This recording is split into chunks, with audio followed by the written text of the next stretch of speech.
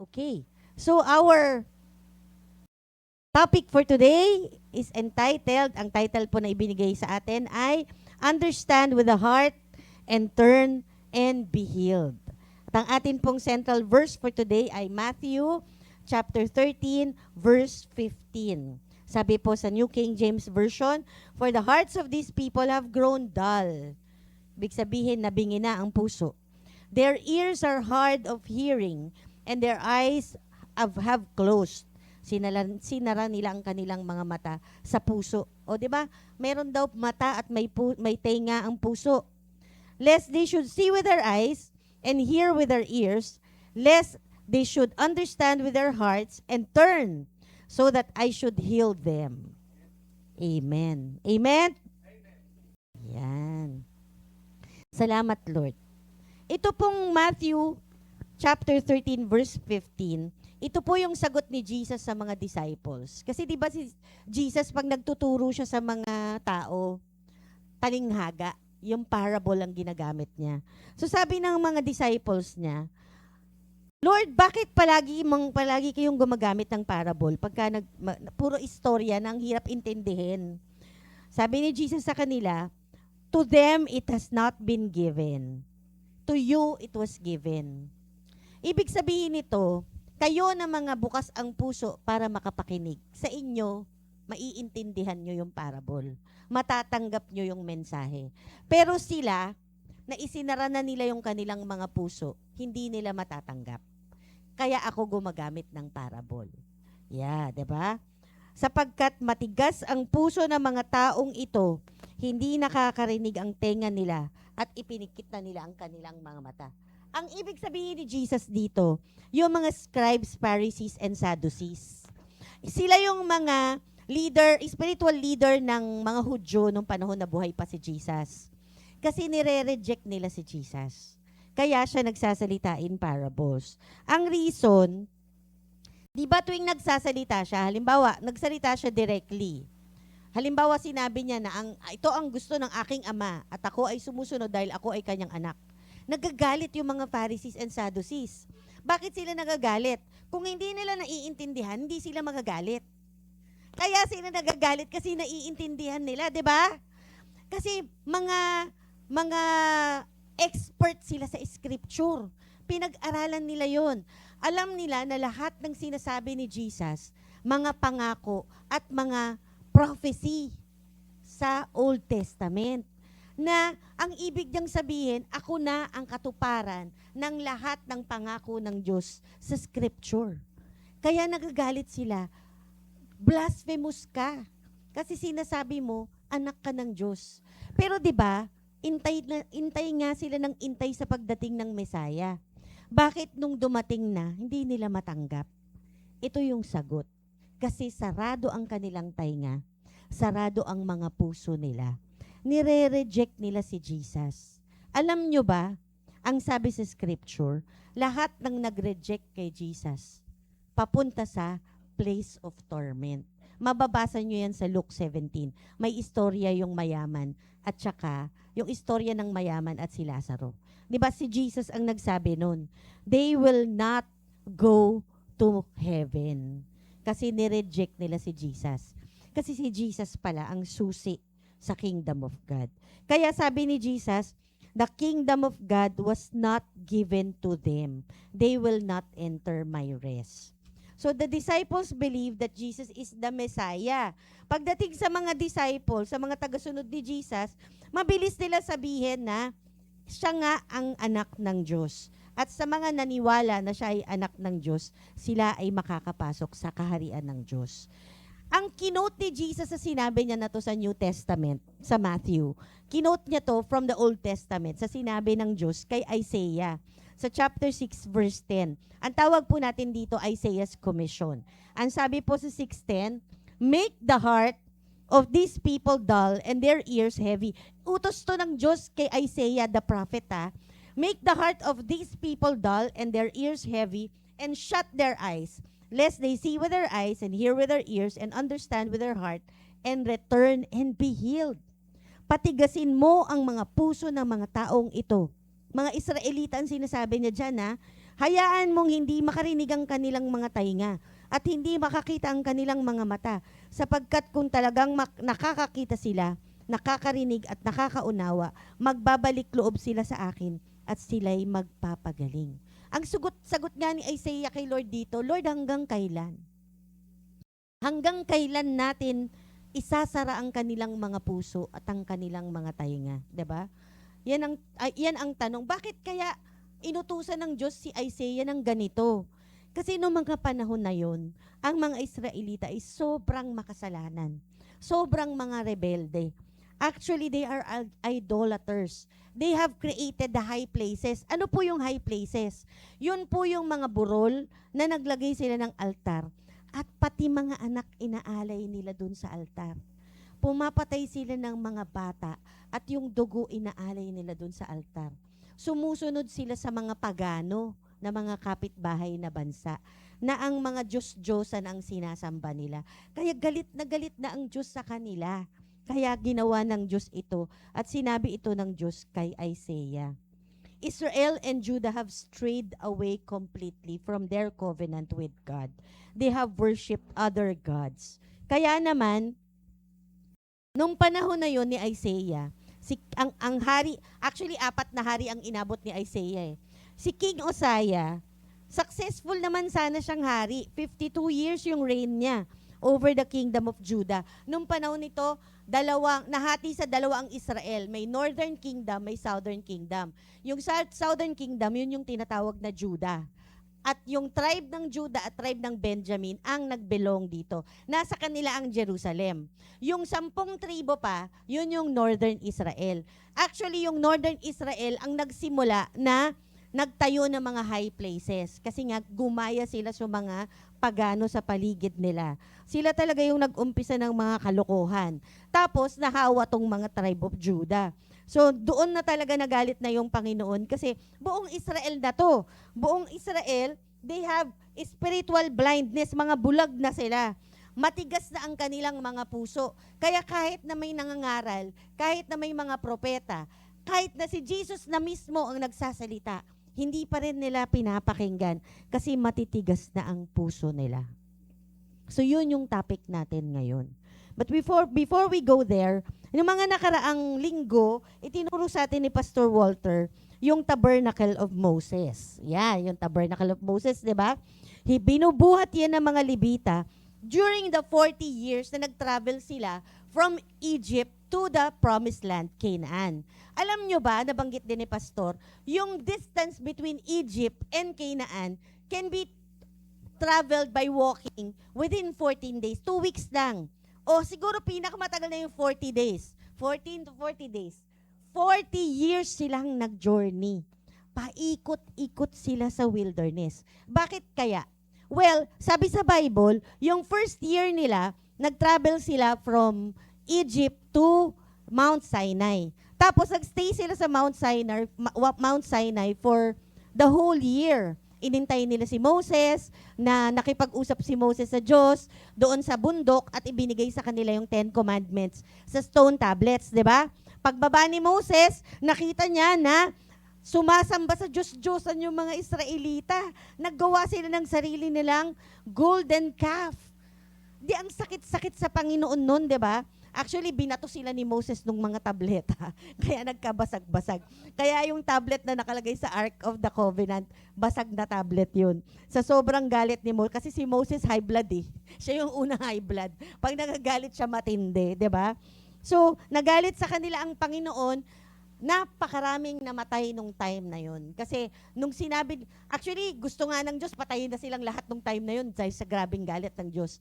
Pero nag-intercede si Moses, Lord, wag naman ganun. Kasi sasabihin ng mga Ehipto, kinuha-kuha mo kami from Egypt, papatayin mo lang pala kami sa wilderness, di ba? Ang galing mag-pray ni Moses, di ba? Pwedeng abogado. Abogado siya talaga ng mga Israelita sa Diyos. Taga yung Diyos tuloy, sige, ganito na lang. So, kung sinong kakampi sa'yo, bubuhayan natin. Kapag ayaw maniwala sa'yo, papatayin na natin. So, ganun nga nangyari. Naglagay si Moses ng guhit at kung sinong mga naniniwala pa sa akin hanggang ngayon, dito kayo. Kung ayaw nyo nang maniwala sa akin, doon kayo akala siguro pababalikin na sila sa Egypt, ano? Pinatay na sila ni Lord. Yung iba, tinunaw ni Moses yung golden calf, pinainom sa kanila. Tapos nahulog na sila sa mga bangin. Patay na sila.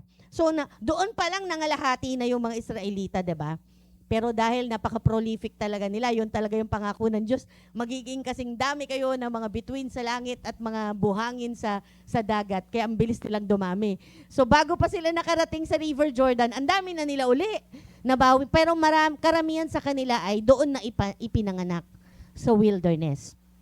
Pagdating kasi nila doon sa may River Jordan, pag tumawid ka po sa River Jordan, andun na po yung Promised Land. Bago sila tumawid, nagpadala si Moses ng 12 spy para tignan kung anong itsura nung Canaan, nung Promised Land, at ano yung kakalabanin nila. So 40 days bago bumalik yung, kaya 'di ba ang tagal talaga nila. Yung pa lang 40 days na, 'di ba? Bago bumalik yung 12 spies. 10 sa kanila nag-report sa mga Israelita at kay Moses na takot. At ang nakita nila ay ang tataas ng pader, 'di ba? Yung panahon na 'yon may muog. Alam niyo yung muog, yung fortress.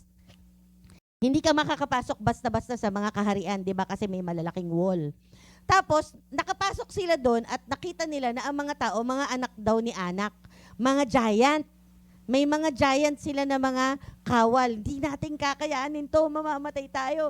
So yung mga tao naman, 'di ba, yung mga Israelita, mga marereklamo sila. Palagi nilang sinasabi, kinuha mo kami sa Egypt para patayin sa wilderness. Ito na naman sila. Finally, sa dami-dami ng reklamo nila, nagreklamo na naman sila ulit. Ang sabi nila, actually, pakita natin yung picture. May picture. Next. Yan. So, di ba sa wilderness, nagreklamo sila, wala silang makain, mamamatay daw sila. Mabuti pa sa Egypt, may tinapay sila. Kaya nagpadala ang Diyos na tinapay na nanggaling sa langit. Ang tawag doon ay mana. Tapos, after a while, nagsawa sila sa mana. Bakit daw walang meat? Naganap pa ng karne, ang reklamo talaga. Nagpadala ang Diyos ng quail. Teka, hindi pa yan, balik. Quail, yung pugo. Tapos wala daw tubig. Ay, inutusan ng Diyos si Moses, pukpukin mo yung rock, lalabas ang tubig. 'Di ba? Talagang si Lord ang nag-alaga sa kanila for the 40 years that they were there in the wilderness. Next po. Ayan, ito na yung nagre-report na yung 12 spies.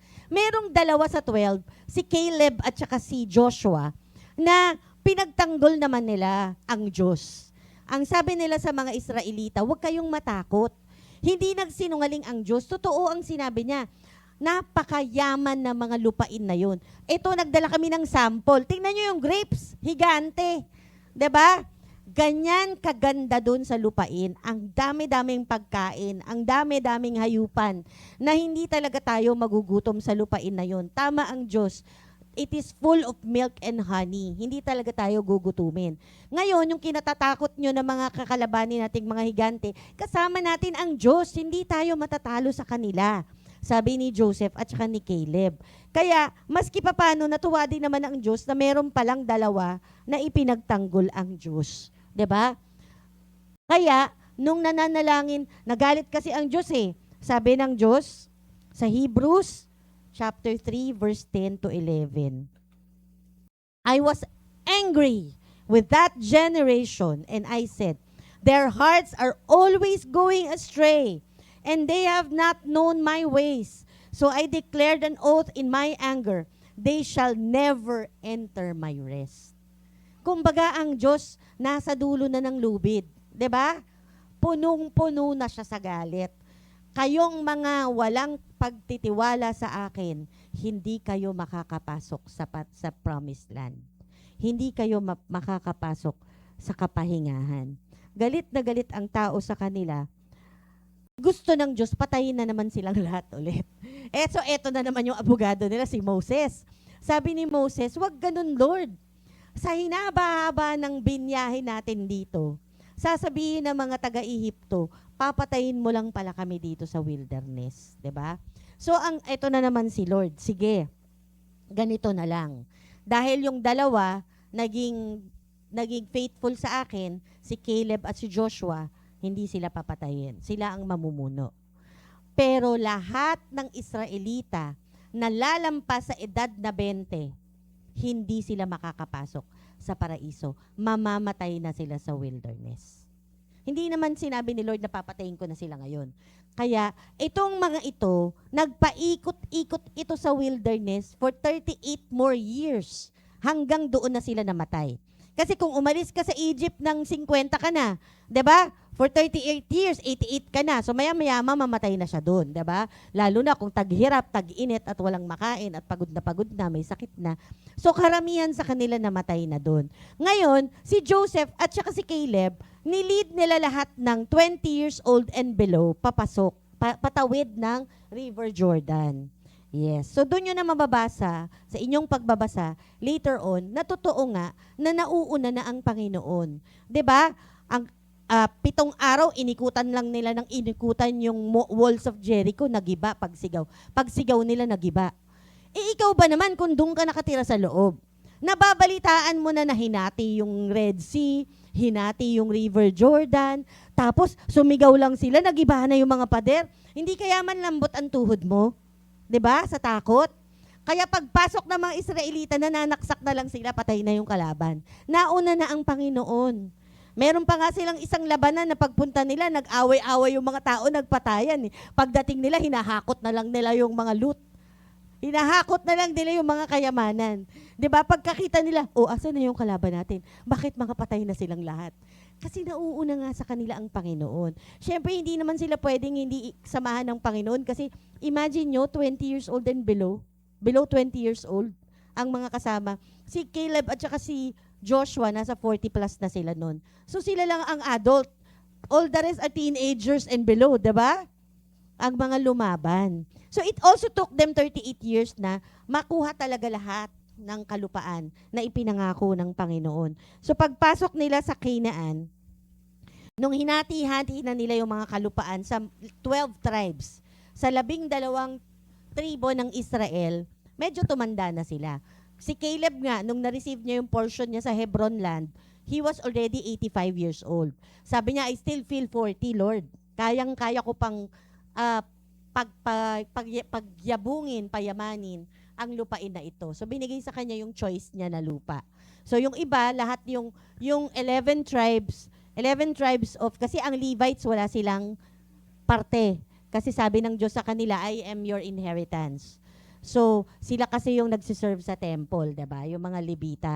So yung 11 tribes, so nabigyan na yung tribo ni Caleb, yung iba pa binigyan pa. Yung tribo ni yung dalawang anak ni Joseph, si Ephraim at saka si Manasseh, nabigyan ng tig-isa yon. Kaya 12 tribes pa rin yung nabigyan ng lupa. So that is the introduction pa lang po yun. So ang topic po natin today is understanding the concept of heart training. Dito sa The Hub of Christ, Habitation of United Believers of Christ Church, meron po tayong basic na katuruan. Ang tawag natin ay heart training, heart tuning. Ito po ay Bible-based din naman. At kailangan tayong lahat ay maintindihan natin ito. So kami po, nung bago pa lang kami sa church, yun po yung main na theme ng The Hub of Christ that time. Heart training. So kaya, today, our topic would be about heart turning, and then susunod po yung heart training and heart tuning. Ano ba ang heart turning? Ang puso ng tao, by nature, being a sinful man, is hardened. Next po. The hardened hearts of men. Anong ibig sabihin ng hardened heart? Hardened heart means being stubborn and refusing to trust God, rejecting the ways of the Lord. Isipin nyo, parang yung pinag-usapan namin doon sa sambahay ba yung potter's hand? No, sambahay, ano? So, yung pinag-usapan natin sa sambahay, na parang yung clay, na pagka na-expose sa araw at saka sa hangin, tumitigas, 'di ba? Hindi mo na siya pwedeng i-mold. Pero habang basa pa siya at malambot pa siya, yung potter, gumagawa siya ng palayok. Napoporma niya yan, iba't ibang forma. Pwede pang baguhin. Ay, mali. Lagyan niya na ulit ng tubig at babaguhin niya ulit. Isi-shape niya ulit. So, pag ang clay ay natuyo na, tumitigas ito. It can no longer be shaped or molded. So, yung mga Israelita, Nung nakita nila yung mga giants sa promised land, nung nakita nila yung matataas na mga wall, 'di ba? Ang nakita nila, mamamatay na sila. Ang nakita nila, yung kahinaan nila. Hindi nila nakita yung Diyos. Nagpanik sila, nag-doubt sila sa pangako ng Diyos sa kanilang mga buhay. Kahit hindi sila nagtiwala. Kasi matitigas ang kanilang mga puso. Sabi sa Romans 3, chapter 10 to 18, walang taong matuwid. Sabi doon sa verse 20, sapagkat walang sino man ang ituturing ng Diyos na matuwid sa pamamagitan ng pagsunod sa kautusan. Sa halip, ipinapakita ng kautusan sa tao na makasalanan siya. So ito po ang kahalagahan ng Old Testament ngayon. 'Di ba? Yung New Testament, dalawa na lang yung utos ng Panginoong Yesus. Love, love, love na lang, 'di ba? Pero sa Old Testament, 600 plus ang kautusan. Magkamali ka lang sa isa, impyerno ka na. Mabuti na lang wala na tayo sa Old Testament. Pero ano na po ang silbi ng Old Testament? Yung maipakita sa pamamagitan ng maraming kautusan na ang tao ay makasalanan. Yun ang kahalagahan nito. Sabi sa verse 23, sapagkat lahat ay nagkasala at hindi naging karapat-dapat sa kaluwalhatian ng Diyos. Totoo naman, lahat tayo ay makasalanan. 'Di ba? Pag nagno-New Year's resolution tayo ng January 1, hindi pa tapos ang January 1, nagkasala na tayo uli eh. 'Di ba? Sabi, hindi na ako magkakasala, magpapakabait na ako. Ginabukasan, makasalanan ka na uli. 'Di ba? Buti kung umabot ka pa sa January 2, no? Kadalasan January 1 pa lang na ano mo na 'yun. Na, di bali na nga, ano ba yan? Resolution ako ng resolution. Di ko naman yan magagawa, binasura na yung resolution, no? The heart of the fallen man is eternally evil. Nasa Bible ito. Ang puso ng tao, hindi lang makasalanan, evil. Sabi sa Jeremiah 17:9, ang puso ng tao ay mapanlin lang, higit sa lahat, at hindi ito malulunasan. Sino ang nakakaunawa nito? Diba, kawawa naman ang tao, hindi niya talaga kayang bumait kahit gusto niya.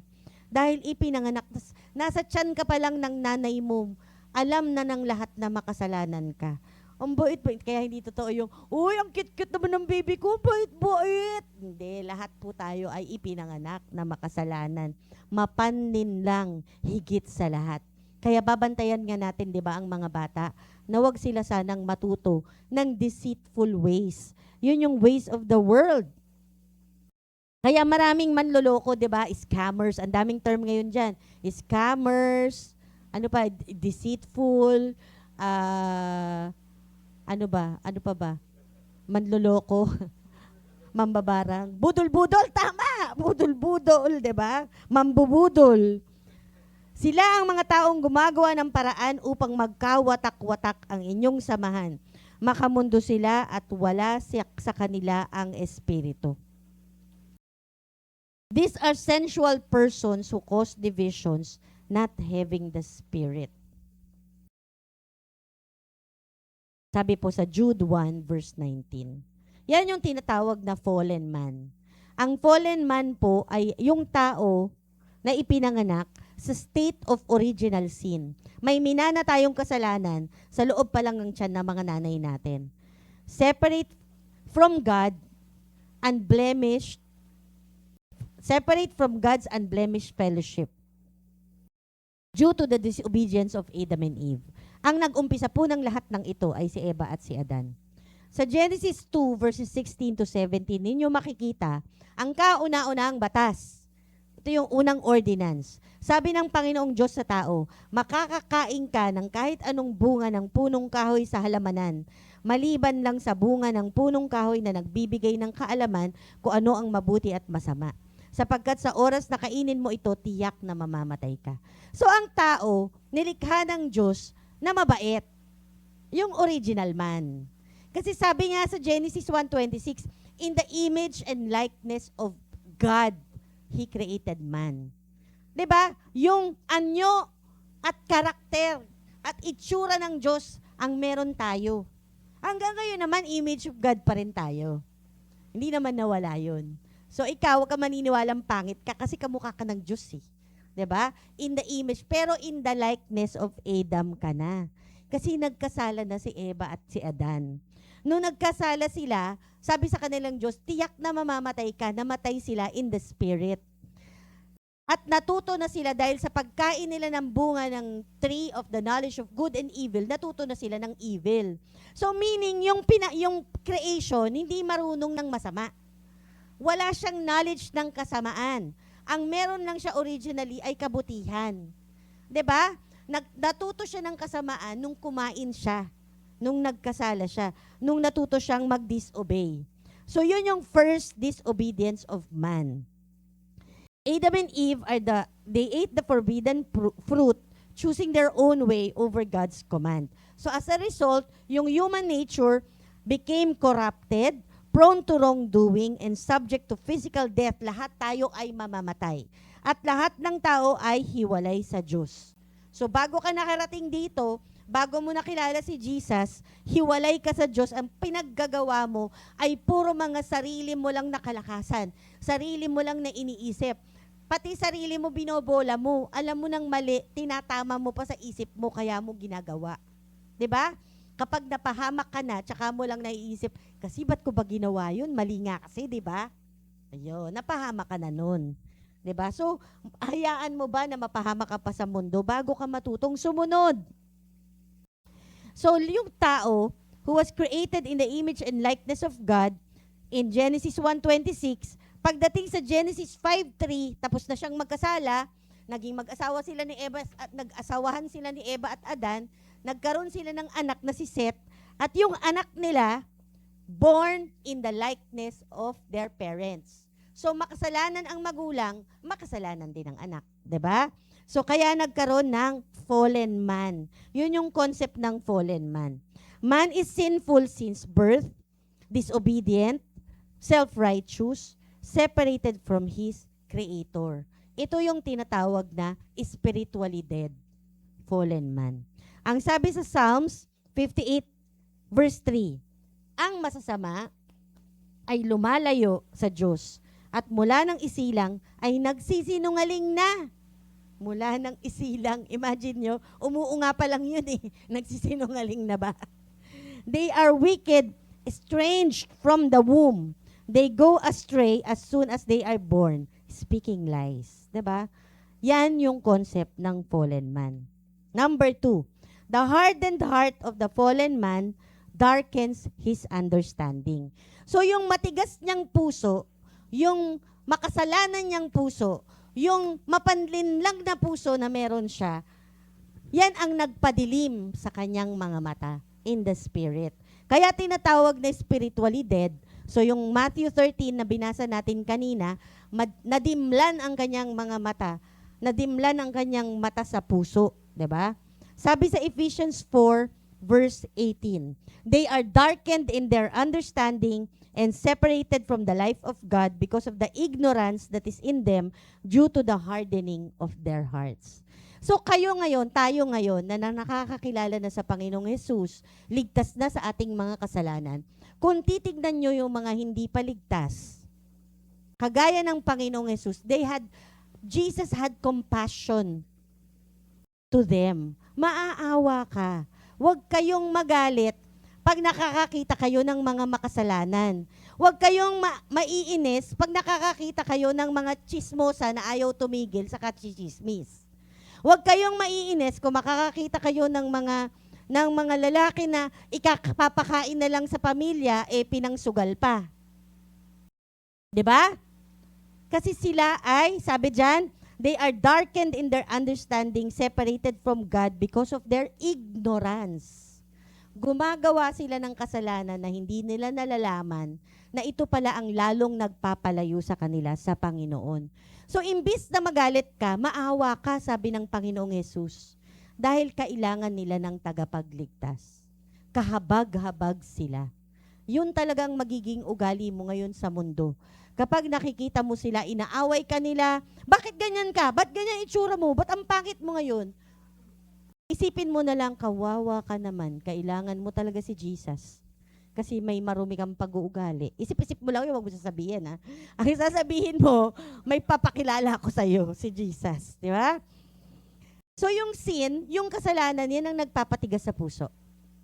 Kapag hindi nagbabago ang buhay mo, kahit na tinanggap mo na si Jesus, balikan mo yung puso mo. May kasalanan pa dyan. Meron pang hindi nabubunot. Diyan sa puso mo. Nag-uugat kasi ang kasalanan. Lumalalim ang ugat at tumitigas ang puso. Tumigas na ang puso mo. Sabi sa binasa natin kanina, di ba? Tumigas na ang puso nila. Sinara na nila ang mata nila. Sinara na nila ang tainga nila. Kaya hindi sila makakapasok sa kaharian ko. Kaya nako, baka akala mo, meron ka ng tickets to heaven. Ikaw at ang Diyos ang nakakaalam, ligtas ka ba talaga? Sa langit ka ba talaga papunta? Ongoing sin is a series of decisions, each one choosing against God's authority in our lives and substituting our own. Yung patuloy na paulit-ulit na kasalanan na ikaw ang nagdidesisyon para sa sarili mo na imbes na sumunod ka sa salita ng Diyos, hindi ka nagbabago. Sinasubstitute mong sarili mong desisyon. Yung sinabi nga kanina ni Ate Tintin, 'di ba? Ayaw mong payagan ang Diyos ang maging driver ng buhay mo. Gusto mo siya pasahero lang. Gusto mo siya navigator lang. Ikaw ang nagdidikta sa Diyos imbes na sumasubmit ka sa Diyos. Jesus said, "We will hate the one and love the other." Sa Matthew 6:24. Ito yung sinasabi ng Diyos na isa lang ang Diyos, ako lang ang Diyos mo. Wala nang iba pa. Tignan mo sa puso mo, baka may iba ka pang Diyos-Diyosan dyan sa loob ng puso mo. Baka may iba kang idol. Baka idol mo si Swift, di ba? Baka Swiftie ka. No. Wag mo siyang i-idol. Kasi ang Panginoon, ang sabi niya, kapag ka ginawa mo yan, you will hate one and love the other. Love only God with all your heart, with all your soul, and with all your mind. Sabi ni Jesus, diba? And love your neighbor as yourself. Pag nilove mo yung idol mo, you will hate God. Kasi ang sabi ng Matthew 6:24, you will hate one and love the other. Sa totoo lang, halimbawa, yung Swiftie ka, magko-concert siya sa Pilipinas, wala kang pera, Lord, bigyan mo ko pambiling ticket, hindi ka nakabili. Binigyan ka nga ng pambili, nung pumila ka naman, naubusan ka na ng ticket. Magagalit ka kay Lord, di ba? Totoo naman. You will hate one and love the other. Hindi mo sasabihin, okay lang Lord, baka yun yung will mo, ayaw mo kong manood kasi nga, sumusobra na ako, idol ko na siya masyado. Not only are we separate from God when we are ruled by sin, we are His enemies. Sabi sa Colossians 1:21, kapag hindi ang Diyos mo, kaaway mo siya. At pag kaaway ka ng Diyos, hindi ka makakapasok sa aking kaharian, sabi ng Panginoon. Separation from God created by sin dooms us to an eternity away from Him. 'Di ba nabanggit ko 'yan minsan? Man is soul, spirit, and body. Body, soul, and spirit. Your spirit, when you die, goes back to God. Kasi hininga ng Diyos yan eh. Diretso yan sa Panginoon. Your soul will not die. Because your soul is eternal. Immortal yan. Ang pinag-uusapan dito, saan papunta ang kaluluwa mo? Where are you going to spend eternity? Is it in heaven? Dalawa lang. Wala pong gitna. In heaven and in hell. Wala pong gitna yan. Magbago ka mamatay, kailangan makilala mo na ang Panginoong Jesus. And that is the next part of our topic. Heart turning is about repentance. Sabi sa Luke 1:16-17, and He will turn many of the children of Israel to the Lord, their God. He will also go before Him in the spirit and power of Elijah, to turn the hearts of the fathers to the children and the disobedient to the attitude of the just, to the wisdom of the just, to make ready a people prepared for the Lord. Ito po yung mensahe ng anghel kay Sekaraya. Si Sekaraya po ay isang lebitang pare. habang nagsuserve siya doon sa loob ng temple, kinausap siya ng isang anghel. Sabi sa kanya ng anghel, magkakaanak ka. O di ba, ang tanda-tanda na niya. Ang asawa niya si Elizabeth, yung pinsan ni Mama Mary, si Elizabeth. Matanda na rin yun. Na mabubuntis pa ba yun? So hindi siya naniwala, kaya nung hindi siya naniwala sa anghel, siya ay ano ba tawag doon? Napipe siya. Nakapagsalita lang siya nung naniwala na siya dahil lumabas na yung anak niya. Pero ang prophecy tungkol sa anak ni Zechariah na si John the Baptist, God will go before him in the spirit and power of Elijah. He will be a prophet. Mas matindi pa siya kay Elijah. Alam nyo ba na ang pinakamatinding propeta ay si John the Baptist? He will turn the hearts of the fathers to the children and the disobedient to the wisdom of the just. Sa ibang version, sa NASB, to the attitude of the disobedient to the attitude of the righteous. To make ready a people prepared for the Lord. Ang papel talaga ni John the Baptist ay ihanda ang daraanan ng Messiah. Diba? Mauuna siya sa Panginoon para ihanda ang mga tao sa pagdating ng Panginoon. Gagawin niya ito sa tulong ng Espiritu sa pamamagitan ng kapangyarihang katulad ng kay Elias. Doon, tuturuan niya ang mga magulang na mahalin ang kanilang mga anak at ang mga sumuway sa Diyos na tanggapin ang karunungan ng mga matutuwid.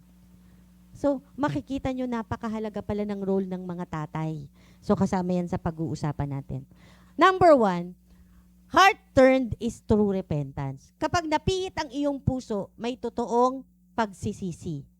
Ang pagsisisi po ay hindi lang yung, sorry na, hindi ko naman sinasadya eh.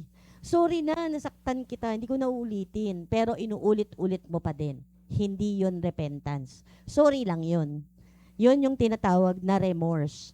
True repentance is far more than remorse. May dagdag pa to. Ang dagdag dito, nag-sorry ka na, may remorse ka, and may complete change of direction, may turning. Pipihit dapat yung puso mo. And change of mind and life. Magbabago ang buhay mo. Kapag hindi nagbabago ang buhay mo, hindi ka pa totoong nagrepent. Ang ibig sabihin ng Hebrew word for repentance ay to turn or to return. It is the image of a man walking down the wrong path, realizing his error and turning back. Di ba pag nagkakamali tayo ng dinaanan, halimbawa, dapat 100 meters liliko ka na, sabi ni Waze, pero lumampas ka. Ang gagawin mo, babalik ka. Kasi tuturo sa'yo ni Waze kung ano-ano, maliligaw ka lalo. So babalik ka para makakanan ka sa dapat mong kinananan. You will turn away from the wrong path towards God. So you turn away from the world and you turn your heart to the Lord. Diba? Ito po yung unang kanta na narinig ko nung unang araw na pumasok ako sa church sa Parañaque. Yung the world before me, the cross behind me. No turning back. No turning back. Huwag nyo na akong pakantahin. Diba? Yung awit na yun, paulit-ulit yun sa isip ko, sa puso ko. Doon talaga bumukas yung puso ko na narinig ko na talikuran talaga yung mundo at humarap sa krus ng Panginoon, 'di ba? At wala nang balikan pa. No turning back talaga ako. Simula nung araw na yun, linggo-linggo wala akong absent hanggang naisama ko ng aking mga anak na nagsisimba doon sa Parañaque. Hanggang eto na, naging pastor na. No? Parang dagdag ko na lang yun ngayon. Hi. So may transformation po talaga ng puso. Yung Greek word sa repentance is metanoia. Ang ibig sabihin nito ay change of mind. Kailangan mabago ang iyong isip. 'Di ba? Love God with all your heart, with all your soul, and with all your mind. Kailangan may change of mind. This is not just an intellectual shift, but a transformation of the heart and action. Hindi lang transformation of the heart and action. That is repentance. True repentance is both turning away from your sinful life and turning your face to God. Turning your life to God. Turning all your attention to God. Wala ka ng ibang atensyon pa sa mundo kundi ang Panginoon. At maging ang trabaho mo, ang barkada mo, puro Panginoon na rin naiisip mo dyan. Kung mahal mo yung barkada mo, kagaya si Kuya Tantan, ang unang-unang niyang naiisip, sino yung mga barkada ko na mahal ko, na alam kong mamamatay na lang ito ng makasalanan. Unahin natin yung hila-hila niya si Pastor Walter. Pastor Walter, pakilala natin sa kanila si Jesus. Ay, napakahalaga po talaga nun. Meron po talaga mga last 2 minutes na mga player. 'Di ba? Buong buhay makasalanan. Last 2 minutes tumanggap sa Panginoong Jesus. 3 points. Shoot, 'di ba? Papunta sa langit 'yun. Kaya napakahalaga ng papel natin na ipakilala natin ng Panginoon sa kanila upang sila man din ay magkaroon ng kaligtasan. Repentance equals feeling a sorrow for your sins. Nalulungkot ka sa pagiging makasalanan mo, nagsisisi ka talaga. Plus, confessing it to God. Kailangan verbally mong i-confess sa Panginoon, sorry Lord, nagsisisi na ako sa aking mga kasalanan, patawarin mo po ako. At magkaroon ng pagbabago ang iyong puso at sabihin mo, Lord, ikaw na ang aking Diyos, ikaw na ang mag-take over doon sa driver's seat. Ikaw na mag-drive ng buhay ko. Ikaw na, Panginoon, ikaw na. Change of conduct and action. That is transformation. This is just like what happened to the prodigal son. Nabasa nyo na ba yung prodigal son? Sa Luke 15. Diba, yung prodigal son, hiningi niya na yung mana niya, buhay pa yung tatay niya. Sakit kaya nun? Sa magulang. Buhay ka pa, parang pinatay ka na nun, hiningi mo na yung mana mo. Tapos nilustay niya. Inubos niya yung buong mana niya. Hanggang sa, nagising na lang siya na kinakain niya yung pagkain ng baboy sa babuyan. Naawa siya sa sarili niya. Yan yung tinatawag na bottom. Once you reach rock bottom, there's nowhere else to go but up. Buhay ka pa, hindi ka pa pwedeng ibaon sa lupa, di ba? So, pag nandun ka na sa kalupaan, nakangudgod na ang mukha mo sa lupa, titingala ka na. Pag tingala mo, maalala mo may Diyos pala. Ang sabi ng prodigal son, bakit ba ako ganito? Nagtsatsaga ako dito samantalang dun sa bahay ng tatay ko. Ultimo mga alila, may kinakain. Samantalang ako kakain ng pagkain ng baboy. Uuwi na lang ako at mag-a-apply akong alila sa tatay ko. May pagkain pa ako. Di ba magpagsisisi yun? Nagsisi na siya at umuwi na siya. At ang kanyang tatay, na matindi magmahal, hindi pa siya nakakapasok ng gate, tumatakbo na yung tatay niya, sinasalubong na siya. Alam nyo kasi may kultura nung panahon na yun, na kapag ka, alam ng buong komunidad na prodigal son yan, wala nang mana yan, itinakwil na yan ng magulang, sa gate pa lang pagbababatuhin na yan pag nakita ng mga tao. Kaya tumatakbo yung tatay niya at sinuutan siya agad ng robe, 'di ba? At nilagyan ng singsing para ipabatid sa lahat ng tao na hindi ko siya itinatakwil. Pinapatawad ko siya. Ang Diyos, pag humingi ka ng tawad, patatawarin ka. Bibigyan ka ng pagkakataon. Maraming beses na bibigyan ka ng pagkakataon. So you will receive compassion and love from the Lord. Ipinasok siya, ipinaghanda at nag-celebrate. Kaya nga, isa mang kaluluwa ang maligtas, libo-libong anghel sa langit ang nagdidiwang, nag-aawitan at nagpapalakpakan. Dahil may isang kaluluwa na bumalik sa Diyos. Repentance is a command from the Lord. Sabi, to make ready a people for the coming of the Lord. So kaya yun yung role ni John the Baptist. Yun, kaisa-isang mensahe niya yun tuwing nagpipreach siya. Repent and believe in the gospel. Repent and change your ways because the Messiah is coming. Sa Mark 1:15, yan din ang message ni kauna-unahang preaching ni Jesus Christ sa mga tao nung nag-umpisa siya ng ministry niya. Ang sinabi niya, repent and believe in the gospel. Yun din ang mensahe niya.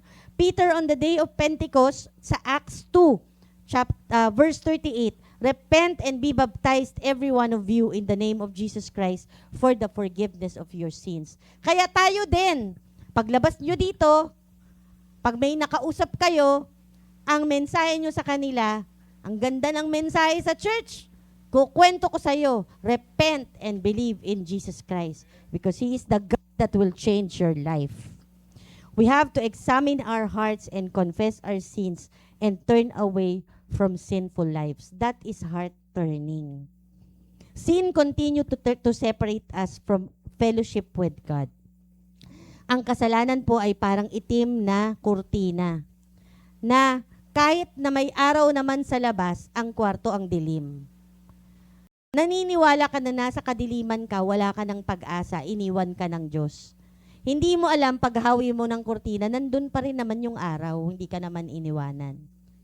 Pero pinapaniwala mo yung sarili mo na dahil madilim sa loob, iniwanan ka na ng Diyos. Yan ang kasinungalingan ng demonyo sa buhay mo, sa utak mo. Talagang pag nanatili ka sa dilim, kakausapin ka ng demonyo. Ang tenga mo, mas naririnig mundo. Ang tenga mo, mas naririnig demonyo. Ang tenga mo, mas naririnig ay yung mga bulaan. Imbis ang Diyos, 'di ba? Kaya lalo kang napapalayo sa Diyos. Kaya sabi sa 1 John 1:9, tayong mga mananampalataya, tuwing magkakasala tayo, confess your sins. If you confess your sins, He's faithful and just to forgive us our sins and to cleanse us from all unrighteousness. Nung tinanggap mo si Jesus bilang Lord and Savior, binigay niya sa iyo Holy Spirit sa puso mo. Yan na yung driver sa buhay mo ngayon. Kaya, hindi naman sinabi na hindi ka na magkakasala. Kasi andyan ka pa rin naman nakatira sa, di ba, tent? Ito pa rin yung bahay mo, yung katawan na yan na laman. May tawag pa din yung laman. Magkakasala ka pa din. Pero, pag nagkasala ka, balik ka sa Diyos. Balik ka sa Diyos. Humingi ka ng tawad. Ganyan si David. Kaya sabi ng Diyos, David has a heart after God's own heart. Kasi he is quick to repent. 'Di ba? Nagkasala naman si King David kay Bathsheba. Kasi naman, Bathsheba, naliligo kasi ang babae. Bathsheba, bagay na bagay yung pangalan, ano? Kasi ito si David, dapat nandun sa gera. Nagpaiwan sa bahay, 'di ba? Kaya yung mga nagpapaiwan sa loob ng kwarto dyan, imbis na nagsisimba, kaya nang mangyayari, natutokso. Pag silip niya dun sa bubong niya, nakita niya may magandang babaeng naliligo. Bakit ba naman kasi naliligo sa outdoor, no? So, nagustuhan niya, meron palang asawa. May nangyari sa kanila, nabuntis pa, 'di ba? Tapos gumawa siya ng sarili niyang pamamaraan imbis na humingi siya ng tawad sa Diyos. Yung pamamaraan niya, namatay yung asawa, pinapatay niya sa giyera. Nadoble yung kasalanan niya. Ang dami niya ng kasalanan, nagpatong-patong. Akala niya hindi malalaman ng Diyos. Eto na yung propetang si Nathan. At sinita siya. Alam ng Diyos ang kasalanan mo. Hindi naman siya nagkaila.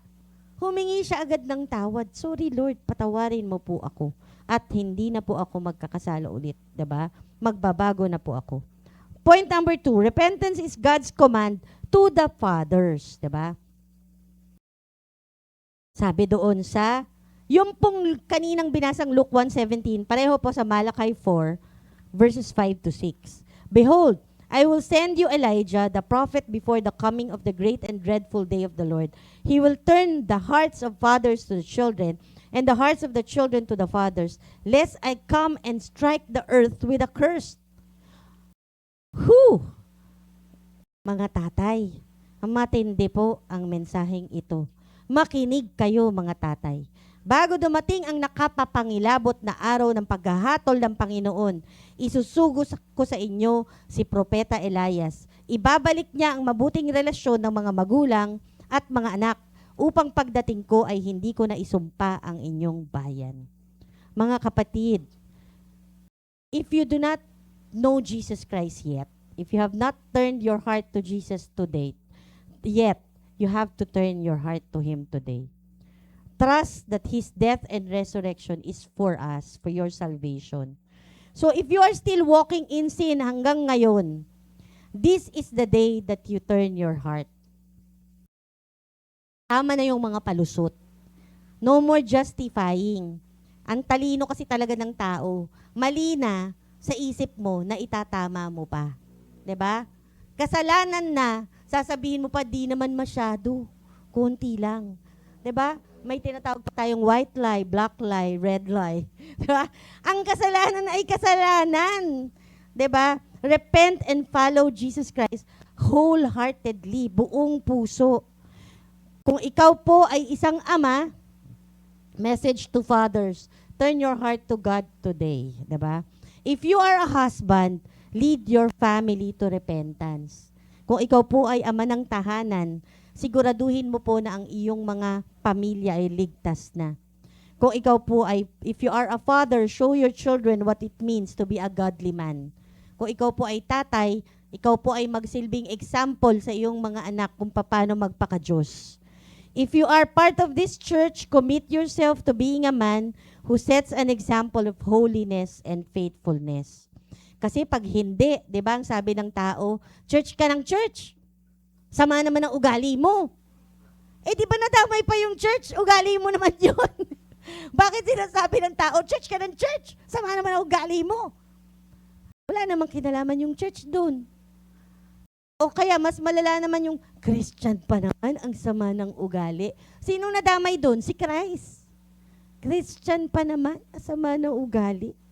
So if you are a member of this church, the Church of Jesus Christ, commit to being holy and faithful to Jesus. Fathers, we need strong men. We need men who fear God more than they fear their own opinions or their opinions of others. Kasi kadalasan tayong tao, piniplease natin yung ibang tao. Takot tayo na magalit sila sa atin, 'di ba? Takot tayo, baka magalit sa akin yung mga anak ko pag pinangaralan ko. Baka hindi na nila ako love. Kaya ayoko silang pagalitan. Mali, 'di ba?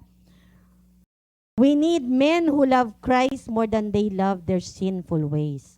We need men who will rise up and lead with integrity, humility, and courage. Lord, give us strong men who repent, men who obey, men who lead the way for their children and for their families. Number 3, hold fast your confession. Christ is the only way. Sabi po sa Hebrews 10:19 to 23, therefore, brethren, having boldness to enter the holiest, the Holy of Holies, pinakita sa atin yan ni Pastor last time, by the blood of Jesus Christ, by a new and living way, which He consecrated for us through the veil, that is His flesh, yung laman at dugo ng Panginoong Jesus na inaalala natin tuwing na tayo ay nagko-communion. Yaan yung kapalit ng veil doon sa Holy of Holies. So pagkain mo ng communion, pumapasok ka na sa Holy of Holies. And having a high priest, si Jesus Christ, over the house of God, let us draw near with a true heart in full assurance of faith, having our hearts sprinkled from an evil conscience and our bodies washed with pure water. Let us hold fast the confession of our hope without wavering, for He who promised is faithful. Kahit mahirap magpakabanal, kahit mahirap magpakabait, di naman talaga natin kaya yan. Meron tayong Jesus Christ, meron tayong Holy Spirit, meron tayong Diyos Ama. Sabi dyan, He who promised is faithful. Ang pangako niya sa atin, hindi niya tayo iiwanan at hindi niya tayo pababayaan. So kahit na lumalangoy ka sa swimming pool ng mga makasalanan, papaalala sa iyo ng Holy Spirit na mali yan. Kaya wag niyo pong, do not despise the conviction of the Holy Spirit. I'm sure pag gumagawa kayo ng mali, meron kayong naririnig na konsensya. Yung konsensya that is the Holy Spirit is speaking to your spirit na mali. Wag niyong i-shut out yung tenga nyo. Di ba sabi sa binasa natin kanina sa umpisa, dahil isinara na nila ang kanilang mga tainga, dahil ipinikit na nila ang kanilang mga mata, hindi ko sila papapasukin. They will not enter my rest. Diba? Kaya napakahalaga po yung heart turning. Napakahalaga po upang makapasok ka sa pangako ng Panginoon. Enter God's rest and be healed. Be healed spiritually, be healed physically, be healed body, soul, and spirit. Now we understand that we need to turn our hearts away from the world. Turn towards Jesus Christ. Sabi sa Hebrew 12:2, look unto Jesus, the author and finisher of our faith, in order that we may enter the promises of the Lord. Alam mo nga na pangako ng Diyos yan, pero hindi ka naman nagtitiwala sa Kanya. 'Di ba? Ginagawa mo pa rin ang pamamaraan mo. Pangako ko sa iyo ng Diyos, sagot kita. Sabi ng Panginoong Jesus sa John 12, Ano yung kagabi, kahapon? John 12, basa natin yung sa John 12. Sabi ng Panginoong Jesus, just serve me and my Father who is in heaven will honor you. Naintindihan nyo ba yun? Paglingkuran nyo lang ako, yung ama ko na nandun sa langit, ibibigay sa'yo lahat ng kailangan mo. Promise ng Panginoong Jesus yun. Huwag mong gawin yung pamamaraan mo. Paglabas mo dito, ay tatawagan ko yung kontak ko, baka umorder, o kaya baka i-hire ako, o baka may kailangan. Hindi. Ang sabi doon sa John 12, serve Jesus. Serve the Lord. Sino ba ang Lord mo? Diba? Ano bang ibig sabihin ng word na Lord? Pag may Lord, merong servant.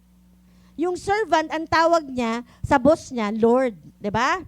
So, tinawag mo si Jesus na Lord, servant ka niya. You are a bond servant of Jesus Christ. So, you serve the Lord with gladness. Kita nyo ba yung mga kabataan natin? Serving the Lord with gladness in this church.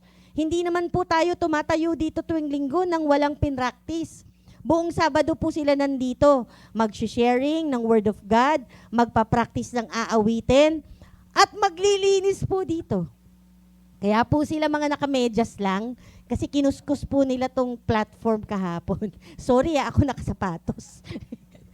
Yan, talagang kinukuskus po ang church bago po kayo dumating dito. Nasa na po kayo? Pag Sabado po, iniimbitahan ko kayong maglinis sa church.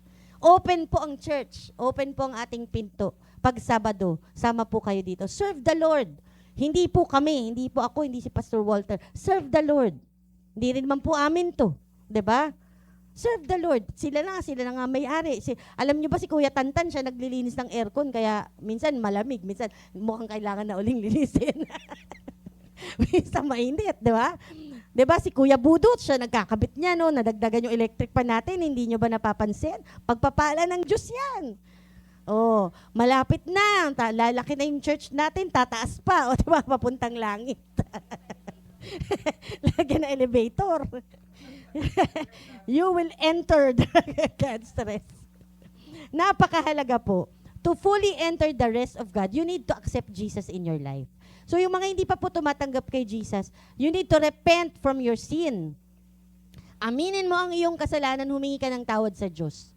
Pangalawa, tanggapin mo na ang Diyos, Jesus is Lord. Sasabihin mo yan out loud, Jesus is Lord of my life. Napakahalaga nun. Manahan ka po, invite the Holy Spirit. Ang Holy Spirit po, ini-invite yan. Invite the Holy Spirit to dwell in your heart. Mula ngayon, Panginoon, Holy Spirit, ikaw na po ang driver. Yung katawan mo sa sakyan yan, yung kinikwento ni Ate Tin. Ang driver, ikaw. Yung utak mo, yung will mo, yung may tinatawag tayo na yung soul is composed of your mind, your will, and your emotion. Ang nagda-drive sa'yo, emotion, pag galit ka, may gantong ginagawa. Pag malungkot ka, may ganito kang ginagawa. Pag masaya ka, may ganito kang ginagawa. You're emotionally driven. O kaya, yung isip mo, lagi na lang ikaw nagde-decide, kahit alam mong mali, nira-rationalize mo sa isip mo, you are driven by your mind. Soul pa rin yun. O yung will, hindi, ito yung gusto ko, para kang bata. Di ba yung mga toddler, kung anong gusto nila, yun dapat masunod. Toddler ka pa hanggang ngayon, kahit matanda ka na. Yun yung will. I-surrender mo lahat sa Panginoon yun and allow the Holy Spirit to drive your heart, to drive your mind. Yun po yung repentance. Ang magbabago sa buhay mo ay ang Holy Spirit. Kahit hindi, kasi kung wala siya, hindi mo kayang magbago mag-isa eh. 'Di ba? Kaya nga yung Christian, Christ, I am nothing. Without Christ, I am nothing. In front of Christ, I am nothing. Before God, I am nothing. Wala akong mapagmamalaki sa iyo, Lord. I can never outgive you. Tingnan niyo si Christian, nagpatotoo kanina. Napakatalinong bata niyan. Alam niyo ba't nakipag-away sa doktor yan? Kasi mas magaling sa doktor eh. Kausapin mo yan tungkol sa sakit mo, re-resetahan ka. Ganon siya kagaling. Kabisado niya yung medicine. Ikukwento niya pa sa'yo anong effect ng medicine na yun. Anong side effect. Anong composition. Ang talinong bata. Sa sobra niyang talino, ayun, nawalan ng trabaho. Di ba? Kasi ang kulang doon, yung attitude of the heart.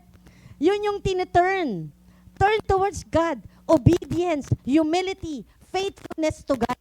Magtiwala ka sa Panginoon. 3 buwan. Para kang yung Israelita na umikot-ikot sa wilderness for 40 years. Why did it take you 3 months to find a job? Kasi Israelita ka na umiikot-ikot sa wilderness. Kasi hindi ka pa lumalapit sa Panginoon. Hindi ka pa sumusuko sa Panginoon. Hindi ka pa nagsiserve. Tingnan mo, nag-umpisa siyang magtiwala sa Panginoon. Nandito siya palagi every Wednesday, umate ng midweek, pag Friday, umate na sambahay. Sana ngayon na may trabaho ka na, hindi ka mawala. Every Sunday, umate na Sunday service, di ba? Nawawala. Hello. Ayan. So napakahalaga na isuko natin sa Panginoon lahat ng ating mga alalahanin. Tignan mo, nung sumuko siya sa Panginoon, in-interview ng umaga, kinakagabihan, tanggap na.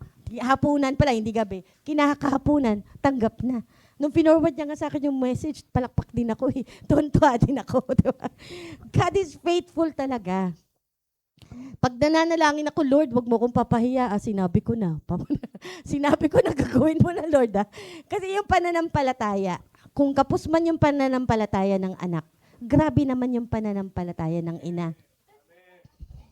Panalangin siya ng nanay niya, 5 o'clock in the morning hanggang 5 o'clock in the morning again. 24/7. Hindi ka pa ba naman matanggap noon? Ewan ko na lang. God is faithful talaga. At anong kasunod ng accepting Jesus? You have to be a devoted follower of Jesus Christ. Yan yung number 2. To fully enter His rest, you have to be His disciple. Sabi sa John 12:26. Ayan, ito na yun. John 12:26. Yung sinasabi ko kanina. Ang sino mang gustong maglingkod sa akin ay dapat sumunod sa akin. At kung nasaan ako, ay naroon din siya dapat. Ang sino mang naglilingkod sa akin ay pararangalan ng Ama. The God the Father is the Jehovah Jireh. He provides. He is the Jehovah Nisi. He's our banner. He is Jehovah Rapha. He's our healer. So anumang meron ka, anumang hinihingi mo, anumang kailangan mo, ang Diyos Ama ang magpo-provide. So when the Father will honor you, the Father will provide. And how will the Father honor you? Sabi ni Jesus, serve me, follow me, be my disciple. The level of faith that enables us to enter into God's rest is that faith that first demands that we rest from relying on our own works and surrender it all to God. Sapagkat ang sino mang makakaranas ng kapahingahang mula sa Diyos ay makakaranas din ng kapahingahan sa kanyang mga gawain. Magkakaroon ka ng kapahingahan sa napakarami mong ginagawa. Busy ka kaya hindi ka na makapag-church. Lalo kapag nagiging busy. Busy ka kasi may utang ka. Lumaki pa lalo yung utang mo. Ayun ang dahilan mo kaya hindi ka nakakapag-church. 'Di ba? O yan, marami talagang kabisihan sa mundo. Marami kang pwedeng utangan, yung utang mo, pinambayad mo, inutang mo rin, na mas malaki ang tubo, kaya lalong lumaki yung utang mo, umutang ka na naman para ipagbayad dun sa utang mo na malaki ang tubo, hindi yan matatapos. Kasi nandun ka sa mundo. Para makapasok ka sa kapahingahan ng Diyos, suko mo yan kapatid. Suko mo yan sa Panginoong Jesus. Discipleship is a lifelong process as we grow in the grace of God and knowledge of our Lord, our Savior, Jesus Christ.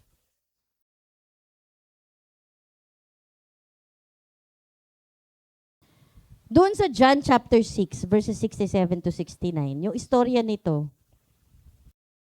nung malalim na ang tinuturo ng Panginoong Jesus, sinabi na niya na, kainin mo ang aking laman at inumin mo ang aking dugo. Hindi na yun naintindihan ng mga tao.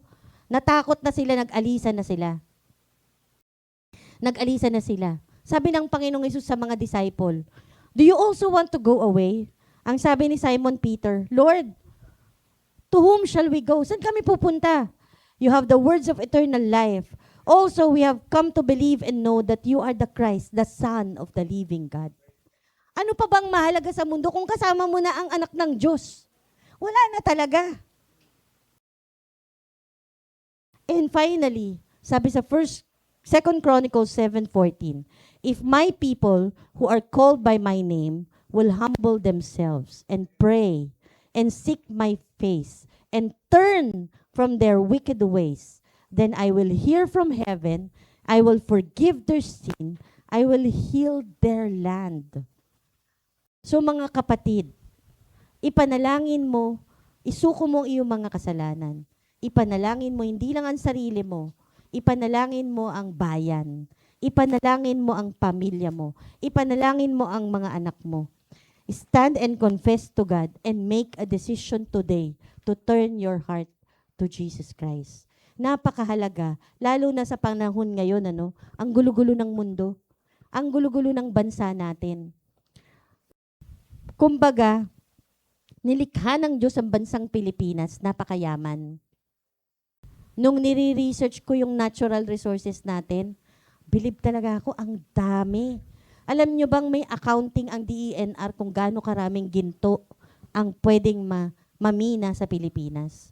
Kung gaano karaming resources ang meron tayo. Sa Japan nga, wala silang lupa masyado, wala rin silang mga puno. Yung mangga na lang natin, napakasarap ng mangga natin. Kinuha nila yung buto, tinanim nila sa Japan. Hindi naging kasing sarap. Ang gusto nila, kunin nila pati lupa natin, dalhin nila sa Japan. Para sumarap lang yung mangga. Na may kakilala akong importer-exporter ng mangga, pinag-aagawan siya doon sa China. Sa sarap ng mangga natin. Mangga pa lang yun. May natural gas, may oil sa ilalim ng mga lamang dagat. Yung mga beach natin, ang gaganda. Pero anong nangyayari? Winawasak, ninanakaw, sinisira. Ipanalangin natin ang ating bansa. Dahil lahat ng nangyayaring ito, hindi tao ang sagot, hindi tao ang kasagutan, hindi bagong presidente, hindi bagong vice president, hindi bagong legislators ang kasagutan ay Panginoon. They are in ignorance. They are doing their sins in ignorance, repeatedly. Paano sila magre-repent? Hindi naman nila alam kung ano yung repentance.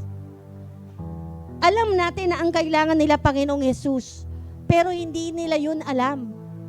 Paano nila malalaman kung hindi ka magsasalita? Ang sabi ng Panginoon, go and make disciples of all nations, baptizing them in the name of the Father and of the Son and of the Holy Spirit, teaching them to obey all that I have commanded you, and lo, I will be with you always until the end of days. Paano nila malalaman kung ano yung mga kasulatan na kailangan nilang sundin kung hindi tayo magsasalita? Kapatid, yung tinanggap mo na Panginoong Yesus dito sa church, kailangan mo itong ipamalita. Yun talaga yung trabaho natin. Mag-akay tayo. Dalhin natin sila sa Panginoon. Dalhin natin sila sa church. Kapag nandito sila sa church, it is their protection. Yung mga batang lumalaki sa church, protektado yan ng Panginoon. Protektado yan ng salita ng Diyos. Huwag ka nang mag-alala sa iyong mga anak kapag ka sila ay tumanggap na sa Panginoong Yesus, sapagkat sagot ng Diyos ang kanilang kinabukasan. Napakahalaga na palakihin natin ang mga bata sa takot sa Diyos. Hindi sila matatakot sa mundo dahil may takot sila sa Diyos. Alam nyo ba yon? It sounds ironic, pero totoo yun. Kasi pag may takot sila sa Diyos, hindi sila lalaro dun sa mundo. Hindi sila gagawa ng kasalanan. Kasi may takot sila sa Diyos. Yung mga gumagawa ng matitinding kasalanan dito sa ating bansa, walang takot sa Diyos. 'Di ba? Pag sinabihan ka, mahiya naman kayo. Kanino ka mahihiya? Huwag ka mahiya sa tao, mahiya ka sa Diyos. Kaya hindi sila tumitigil kasi hindi sila nahihiya sa Diyos. Paano nila malalaman walang nagsasalita? Nasa pakikinig at pakikinig ang paglago ng pananampalataya.